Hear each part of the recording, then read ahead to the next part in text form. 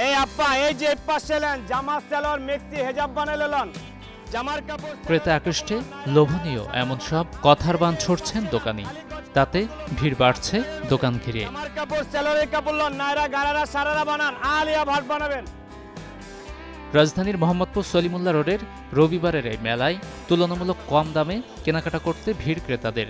সপ্তাহের একটি দিন সকাল থেকেই আনাগোনা বাড়ে ক্রেতা বিক্রেতার।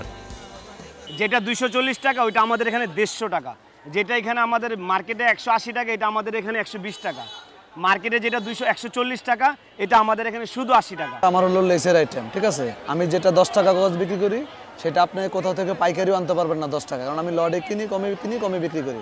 রবিবার দিন এখানে আসলে যেগুলো প্রোডাক্ট আপনি দোকানে পাবেন 1000 টাকা, সেখানে আপনি এখানে পাচ্ছেন ম্যাক্সিমাম 500 টাকা, অর্ধেক 50% ডিসকাউন্ট পাচ্ছেন। এই যে আমাদের ব্যাগগুলা এগুলা মাত্র 300 টাকা আমরা হোলসেল বিক্রি করতেছি।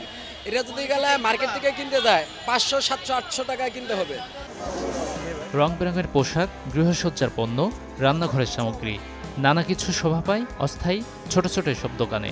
রয়েছে শিক্ষার্থী বাজেটের নানা পণ্য, হাড়ি পাতিল থেকে শুরু করে ড্রেস, তারপর বোরকা, এভরিথিং পাওয়া যায় সবকিছু, এবং কোয়ালিটি ভালো। আমি এর আগে কখনো আসিনি, মানে ইউটিউবে আমি দেখে তারপরে আসি। এখানে অনেক কম দামে খুবই কোয়ালিটিফুল প্রোডাক্ট পাওয়া যায় এবং এখানকার মানে দামগুলো খুবই মানে রিজনেবল, এই জন্য স্টুডেন্টরা খুবই ইজিলি এখান থেকে আর কি শপিং করতে পারে। মতিঝিল আগারগাঁওয়ের হলিডে মার্কেট যেখানে বসে ছুটির দিনগুলোতে, ব্যতিক্রম মোহাম্মদপুরবাসীর এই রবিবারের মেলা। সন্তানকে স্কুলে রেখে কিংবা অন্য কাজের ফাঁকে কেনাকাটা সারেন স্থানীয়রা। একটা সময় শখানেকের কম দোকান দিয়ে এই মেলা শুরু হলেও এখন তা ঠেকেছে কয়েক শতকের ঘরে। সোশ্যাল মিডিয়া আর ইনফ্লুয়েন্সারদের কল্যাণে রবিবারের এই মেলার পরিচিতিও পেয়েছে বেশ। গাজী আনিস, চ্যানেল 24, ঢাকা।